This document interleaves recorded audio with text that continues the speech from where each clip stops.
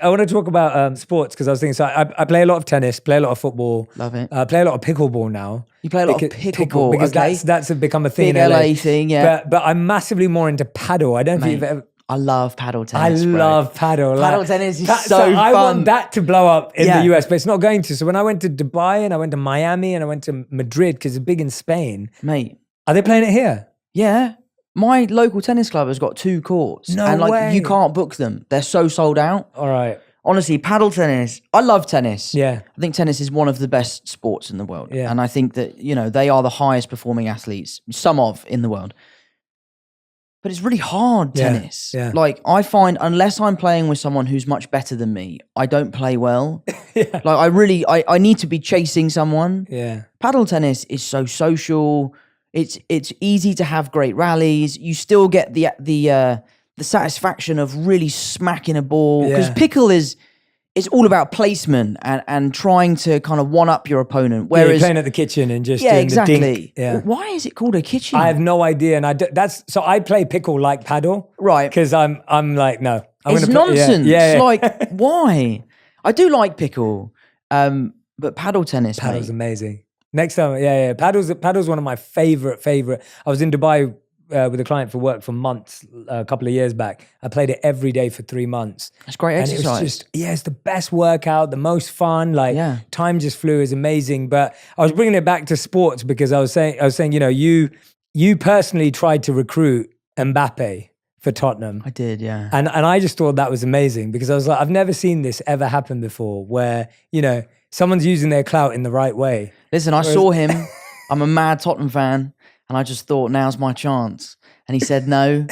The deal didn't go through. No signing bonus for myself. That was a crazy trip, that going to the Ballon d'Or. Yeah. We were there for Spider-Man. Spider-Man was coming out. I'm not really sure how that was promoted for Spider-Man, but it was part of our trip for some reason. But it was amazing meeting these players and I admire them so much. It's incredible when you can notice other athletes and other greatness. And I see that at the top. We've talked a lot today about, and you're really good at this. Like I feel like you're quite tuned into like admiring and observing greatness and like the 1% and trying to figure out what they're doing differently.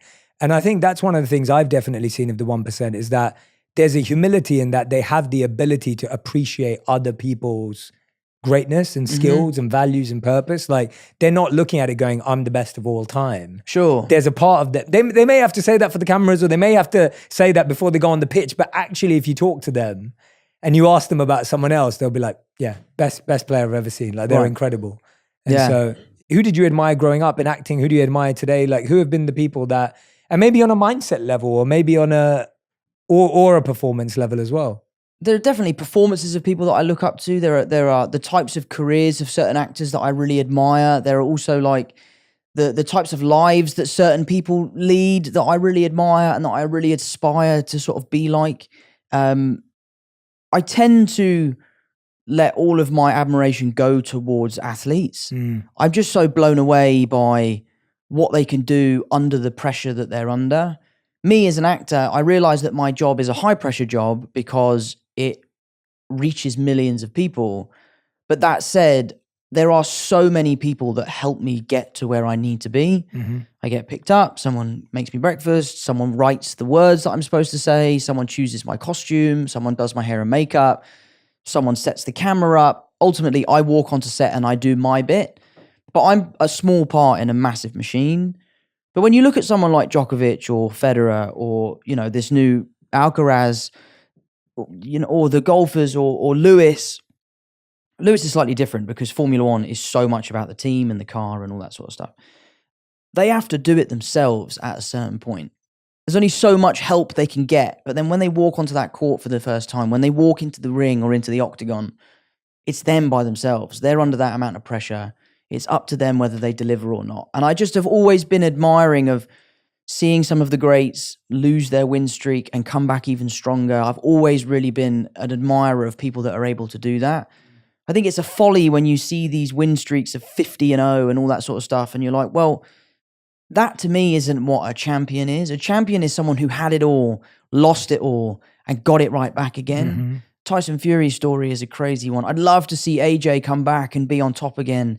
because I'd love to be alive to witness that legacy that he would leave behind. You know, I feel sorry for him. What happened to him when he sort of seemed to really lose it a little bit in the ring when he took the microphone. And I'd love to see him back on top and to have some clarity and to be a champion again, because I admire him as an athlete. So I save most of my admiration for athletes and musicians.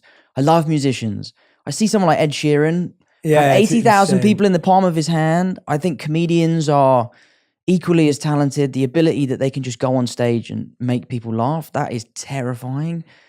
Actors, for me, because it's what I do, it's like, meh, you know? I get what you're saying. And at the end of the day, it's just, it's taking what you can from what you aspire for, right? Like you can take something from all these people. Right. And what I love about it is some of these people, you know, some of these people you don't. But I always say to people who are listening and watching that you can be mentored by people you've never met. You're right, totally. And I think that's a really important skill to gain, because I think we live in a world right now where somewhat access has become easier. And we always think we need access to people directly in order to learn from them. But you don't know everyone you've just mentioned, even though you may know a couple of them closely. And same with me, like I was really fortunate, you know, growing up as a teenager, I got introduced to like Martin Luther King's work and Malcolm X's work. And I was reading crazy stuff at that age, but it had a massive impact on my mindset. I never met all those people and obviously would never have got the opportunity to do that, but I feel mentored by them without ever having sat in the same room as them, because you study like how they made decisions and you study what they said and what they wrote. What they stood for.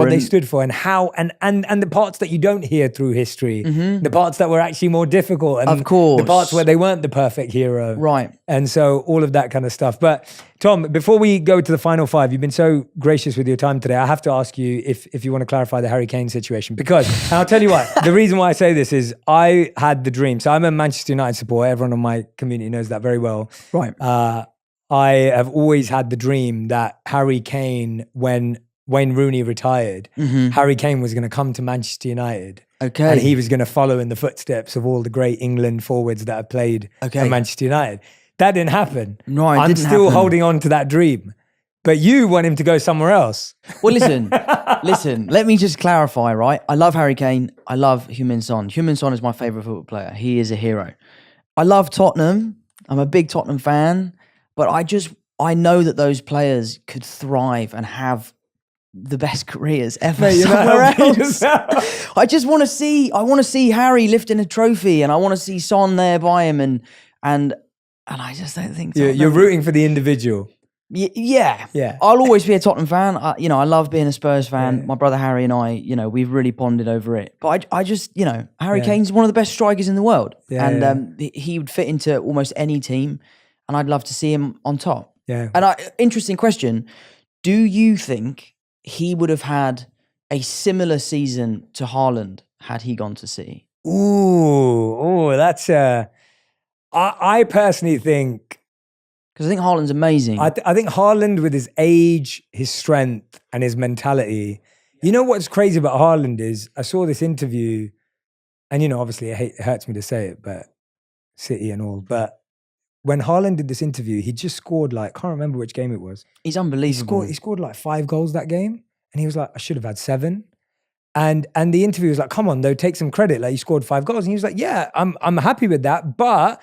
He goes, there were a couple of assists that should have gone in. And I thought that mentality, that's a winner's mindset. That's a winner's mindset. I was like, he knew exactly which opportunities he missed. And I was like, so I think it's an age thing. I think it's a strength thing. I feel like Haaland's kind of like, I've always compared Haaland to Ivan Drago. Like, he was made in a lab. Right. Like, he was made, he was manufactured to be this incredible talent. He is incredible. And I think City's good with he admits, he scores a lot of tap-ins. And I think that's his game. Yeah, but mate, there's no pictures on a scorecard, No, in a good way. Totally. I'm saying he's been built in that way, and City play that way. I don't know if Kane's a tapping guy. Sure. His goals have generally been a bit more diverse in that sense. Magic.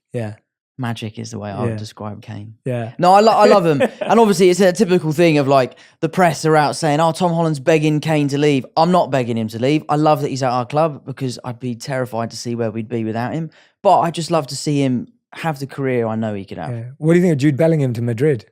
I think that's a great move. Yeah. I love that. You just want everyone to I love that. And what's interesting is that all of my friends in Spain are from Barcelona. I have one friend from Madrid. I've always been a big Barca supporter because I used to go to Barcelona all the time as a kid. I had a few weekends where I'd say to my mum and dad, I'm going to my friend's house, and I would go to Barcelona. How did you pull that off, mate? Just sneaky, bro. If I told my Indian parents that, I was like, they know the dial tone straight away. And mate, I got caught. My mum called me up and was like, where are you? I was trying to say I was at my friend's house. She said, no, you're not, because I'm here. And I was in La Ramblas in Barcelona. But I just love players. I think Jude Bellingham's amazing. And, you know, I just love to see what he could do there. Yeah, I think totally. it's the thing for me is I love legacy. I love seeing what players can do. I'm less about the teams. That's what I love about tennis or golf. You know, it's not about the team. It's about the player. So I would just love to see what he could do there. And, you know, I'm sure one day we'll see England raise a trophy. We've got such a great young team and I admire them all. But yeah, I think it's a great move for him. And he's only 19 or something like that. It's insane. Yeah, he's 19. I mean, that's wild. It's incredible. He's a year older than my brother Paddy. That's mental.